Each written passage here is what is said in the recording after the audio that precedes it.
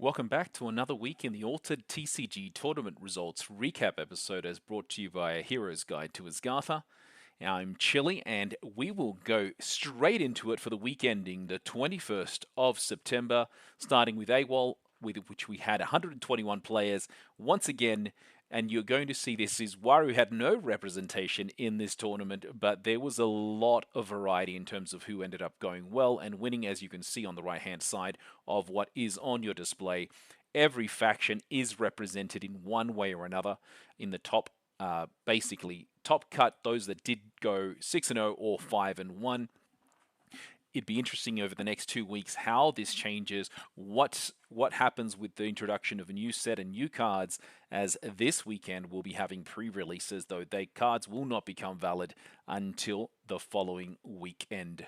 All right, so let's have a look at it. This tournament went, there were two people that went undefeated, Thaco on Kojo and Buddha, and Grego on Fen and Crowbar. Congratulations to them both in a huge gauntlet, 121 players to be able to go through. And as we look at Thaco's build, this is very much the how would I call it, non-landmark build with the physical training, the mana eruptions, Duel of Grit and Twinkle. Twinkle Twinkle is interesting. I have not seen that in all the builds, but that is really cool in terms of having that build. And you really are looking at the hunger as your saving grace if you're playing against a character that has a lot of stuff on the board. You have the ability of being able to ramp with your mighty Djinns and your tiny Djinns, and with most things costing pretty low to the ground, you have the ability of getting some strength, some benefit against your opponent. Interesting to see the one single Haven Warrior being played as well. That's not something that I traditionally see, though it is quite strongly statted.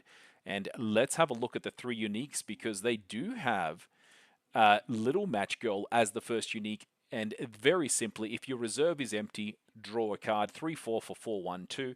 Not too bad at all. That is the way that they're going to get their cards in hand.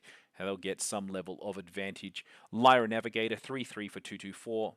And that has the from anywhere you may discard a card from your reserve. If you do, draw a card. And the Amarok being the last of the uniques, 5/4 for 4/3/3. When played from hand, if I'm the only character in my expedition, you may discard target character or permanent. Not bad at all. When played from reserve, you may put a card from your hand in reserve. If you do, draw a card. Otherwise, resupply. And when another character joins my expedition, sacrifice a character in my expedition, and I gain one boost. So it gets the boost when you sacrifice in this case. Not too shabby at all. And congratulations to Thaco with their build. And let's have a look at Grego's Fen and Crowbar build. And here we are seeing a lot more varied types of spells, and not everything is 3-ofs. The 3-ofs are your sleight of hands, your magical trainings, and then everything else is 2-of and 1-of. Cloth Cocoon is a 1, and Acapella training only as a 1. Interesting. Requiem and Twinkle Twinkle being the other ones, and a Sap Duende, a single Sap Duende for the card draw, I guess, and to keep in case you're playing someone that has a lot of boost, potentially even taking the things off the hunger if you are playing against that. The craziest part in this build, though, is that they are working the Loki style build. So that is the way that they'll get additional card draw, is by being able to use the Loki. Let's have a look at what they have in their uniques and get the right text for that, as well as the unique Tomoe Gozen. So first of all, let's start with the first Loki, 6/5 for 7/4/5, and when played from hand, each player discards their hand, then draws 3 cards. So this is the discarding of hand only, not hand in reserve. Interesting. This is good if you're playing up against anyone that is getting a lot of cards in their hand, and given you play a lot out of your reserve for Fen, maybe this is the better alternative way of playing it. 3/3 Tomoe Gozen, 1/4/5, huge stats in both mountain and in water. And I can't be played if you have less than 7 mana orbs. And the other thing is, when played from anywhere, I gain 1 boost for each card in your reserve. So basically the Anansi effect.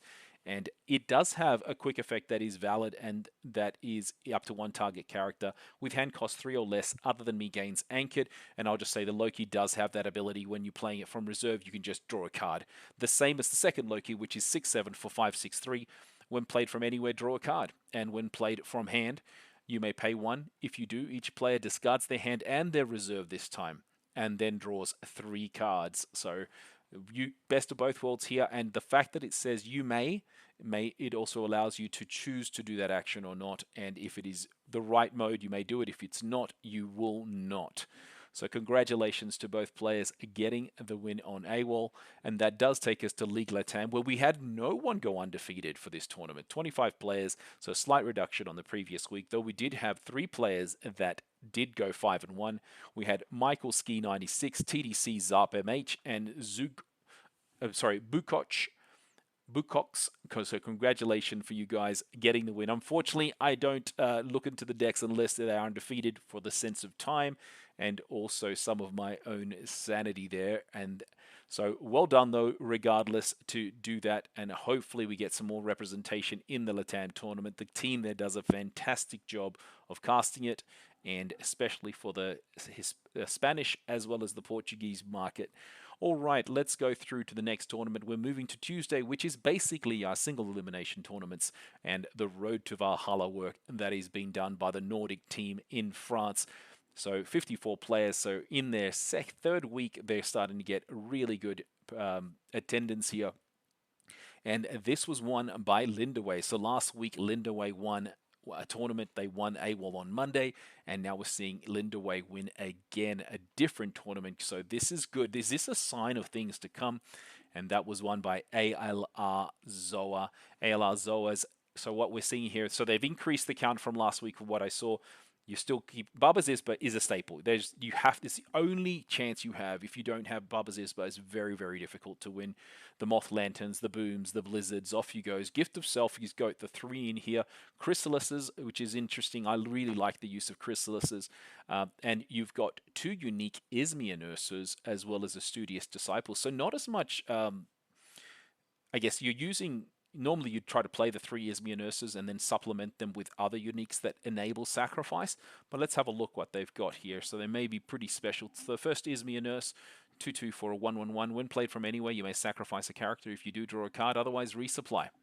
And then the second is a Studious Disciple, 2/1, 1/2/1. When played from hand, you may sacrifice a character. If you do, draw a card. So this is once again 2 drawing card uniques here that will get you, once more is out, you'll be able to get the benefit of the draw a card as well as the boosts. And then the third one is 3/2 for 3/1/3. When played from hand, you may sacrifice a character. If you do, you may discard target character or permanent with hand cost 2 or less, giving themselves a little bit more flexibility in being able to work the board state against your opponent. So well done, congratulations. And that is the winner there. And then for the other single elimination tournament, the ace for the Americas market, we had 27 players, and this was won by Bijatuk on Sigismar and Wingspan. And what we are seeing is your traditional suite of spells: Rallying Call, Gift of Self, Teamwork Training, and License Withdrawal. I think I repeat that so often that it just rolls off the tongue. And they have got the Bumblebee build, which is looking to anchor some cards, anchor the Bumblebee. You've got your 3 Ordis Troopers, 2 Ordis Criers. The Ordis Criers are a really, really strong card, so cheap, and have the ability of getting those boosts so easily, at least to cover. Like, without doing anything, you're covering the cost from reserve of the additional 1 resource by having your token out.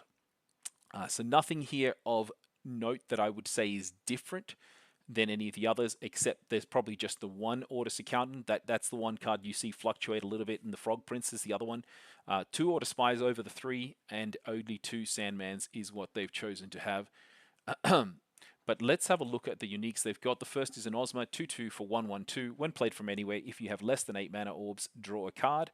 So I'm not the greatest fan of the less than, but it is still very strong, especially if it's played early on. You do get the benefit. But if you get it late in hand, that's a little bit rough. I prefer what's here, like the Monolith Runescribe, 3/3 for 3/1/3. If you control a token when played from anywhere, draw a card. Now, the third of the uniques is a Ratatoska, 1/2 for 1/0/0. And when another non-token character joins your expedition, create an Ordis Recruit 1/1 soldier token in your companion expedition. And if you, when played from reserve, if you control the token, draw a card. So all uniques give you the ability of drawing cards, and all, I would say 2 of them fairly cheap, 1 of them a little bit more on the higher side, which is your 3/3 Monolith Runescribe. So congratulations to Bijatuk getting through that gauntlet and winning through, going undefeated in there. And then that takes us to our Wednesday tournaments for AQZ Nook on the 17th of September. 50 players, nice even number there. And we are seeing, once again, there were three heroes, sorry, that were not represented in this Nook tournament. So we had Trace and Sierra, but no Subash. We had Fen and Nevenka, but no Aurak. And we had Goreng and Sigismar and no Waru. I'm expecting to never see Waru. I'm still surprised that I'm seeing a lot more Arjuns get played in a number of different tournaments. People are starting to try to break that cycle and work it through. But this was not won by Muna. It was won by Kojo and Buddha. It was won by Goblin92350. Congratulations, Goblin, as we go through your Kojo build. And here you're seeing more what I call the more balanced approach, which you have your Bastion. You've got a little bit of spells. The Duel of Grit's been so important. Twinkle Twinkle starting to pop up a little bit again. But really, your hunger, and you still have your your ramp capability with the Tiny Djinns and the Mighty Djinns. You have your boosting through the Tellerian Skater. You've got your card draw through your Serengar. You have your disruption through the Order Spy. So pretty useful here, and I'm starting to appreciate more of the Isumboshi, but they just have the one. I don't know if you'd want to what would you have done? Maybe another mana eruption as a way of getting rid of something, especially if you've got enough ramp. You have the potential of 6 ramp available to you. But congratulations to Goblin92350 on getting the win in the Nook. And I know Bravos have really been strong in that tournament, as well as Traced of recent days. In terms of the Wednesday AWOL, that was for the Americas market. That was won by a Traced and Rossum, as speaking of the devil right there. Cesar Chasm got the win here, and their bag of tricks included having a greater amount of landmarks than you traditionally see. This has got 7. So 2 Keelan Cylinders, 2 Armored Jammers, and 3 Haven Bravos Bastions. That's actually what I currently run. You got your bug out bags, your frozen delivery, and your hooked. So that seems all staple to me on the right hand side in terms of spells and landmarks. And then the characters that they've got is 1 Anansi. Okay, so that's not something you traditionally see, or at least I haven't seen very much in a Trace build. You got 1 Anansi and 1 Merlin being played. Really fun. And the Gibbles, of course, those are not really to ever be played. They're just going to be discounted down when you do for their quick abilities to trigger one of your landmarks once again. So wow, okay, very interesting play. I'm really excited to see the Nisei unique of all of them. Let's see if it's fun. Okay, the first one is an Amelia Earhart 3/2 for 3/2/3. When played from reserve, if you may put a card from your hand in reserve if you do draw a card. That's not bad. And it also does have a quick ability. The next character you play from your hand this turn activates its from reserve abilities. The Keelon Elemental is a 2/2/3/2/1 unique. When played from anywhere, you may put a card from your hand in reserve. That is really, really good, especially early game for Traced. And when played from hand, you may put a card from your hand in reserve. If it's a permanent, resupply. Not bad at all. You have the potential of putting lots of cards in reserve very early. Then the other one is a Nisei 3/3 for 4/2/2. When played from anywhere, roll a die. You don't usually see that in Axiom, but they have managed to do it. I gain 2 boosts, otherwise I gain 1. Pretty simple, not a game-breaking thing, but at the moment you're paying 3 resources for 5/3/3. That's not bad, twice at a bare minimum. But that got them the win, so congratulations to Cesar Chasm getting the AWOL win for the week. And that takes us to the one and only World Championship qualifier, and this was the Italian one held in Milan. 236 players, huge. This is probably the biggest in-person attendance outside of the French one. I'm assuming the last chance qualifier will be even bigger. That will be a huge event. This was won by Rocco Del Cerceto on Traced and Rossum. One thing of note is Claudius FR also managed to get a win through here and getting the with Sigismar and Winspan. One thing I think that Claudius also qualified elsewhere. So there was a bit of a debacle because of what happened here, and there was no third playoff that happened because 3rd and 4th never played off. So Dem, M15, and Nitrate basically didn't get that qualifier dropped down to them. And what they're doing in the last qualifier that is going to happen, that is in Greece, they are basically adding one additional slot. So there are 2 slots available rather than the one that was originally advertised, and that is happening, I believe, this weekend. So that they've made an announcement just over the last 24 hours. I feel bad for these players, but they never played it. So who do you give it to? Do you give it to Denem 15? Do you give it a Nitrate? And I would never change it from a in-person to an online one. It is a very different gameplay. Um, so especially as if it's online, people can watch those games, and you have the ability of potentially whispering to your opponent what they're doing. So, uh, and even then, I, I think it's going to be great. The last tournament in Greece, but let's have a look at Rocco's deck. Rocco del Cerceta. So to me, it sounds like it is a second Italian that has made it through to the Worlds. 2 Italians. We've got, I don't know if Spain was won by a Spaniard or not. It'd be a good question to ask. And I know that the US has got 3 qualifiers at the moment because of one of the online tournaments as well. And if you think about it, Claudius, is he? I guess he is French, but he lives in Asia, so all over the place there. Let's have a look at the landmarks. So once here, so there's a reduction in the landmarks from the last Traced and Rossum build. We just saw that one of the 1A wall, where just 1 less Bravos Haven Bastion. You've got your 3 hooks, your bug fixes, and your frozen delivery. So this, look, if you've got your bug fixes, it makes me think that the uniques are your bug fix uniques, rough to play against. I am excited, even though I do play bug fix for fun. It is not fun for anyone else that you're playing against when there is such little interaction you can do. Of course, you can get rid of the unique, that is the counter play or the counter discussion you hear from people. But if you do not have it, this 1 or 2 turns, it's rough, especially if there's multiple cards that can give you because the multiple uniques that can give you the benefit. If they get rid of one, you just play the next one out, right? All right, let's have a look at Rocco's uniques. The first one is a 3/2, 4/2/2 Ouroboros Inkcaster. When another robot joins your expedition, if you control a token, you may return a card from your reserve to your hand. So this actually has okay, it has the if you control a token. Interesting. And then the second is a Capelia 2/2 for 2/3/0. When I go to reserve from your hand, you may play me for free and I gain a sleep. And then when another robot joins your expedition, you may return a card from your hand, so from your reserve to your hand. That's usually what I have. It doesn't usually say if you control a token is what I'm used to. Those are the ones that I have anyway.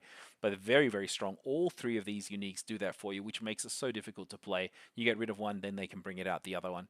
Especially when if you don't actually discard it, then it goes to reserve. They can play it out for 2. Pretty cheap. The third one is a 3/2, 2/3/3 Ouroboros Inkcaster. When played from reserve, you may return a card from your reserve to your hand. And when a robot joins your expedition, you may return a card from your reserve to your hand. And it has you may put a card from your hand in reserve as its quick ability. So very tough to play against. There are some decks that can do it. You've got to be pretty quick.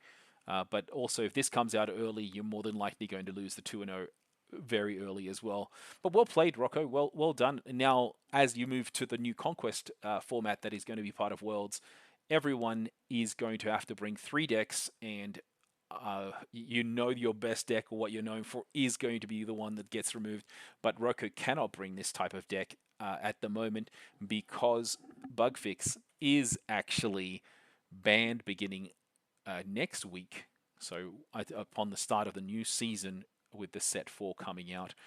But that takes us to the end. We've got just a few more weeks, it's basically 1 more week worth of results before the end of season. This weekend, of course, we are going to be getting the new cards in pre-release. Good luck to all. Hope you have some fun, and hopefully you get 2 uniques. 1 is a guarantee in your pre-release, and then at least another one in your packs. And if you don't, hopefully you win and get some good prize support, and then you get your second unique on that. But all the best for everyone. This has been fun. Looking forward to seeing what next week has in store as people prepare for the new set. Hasta luego.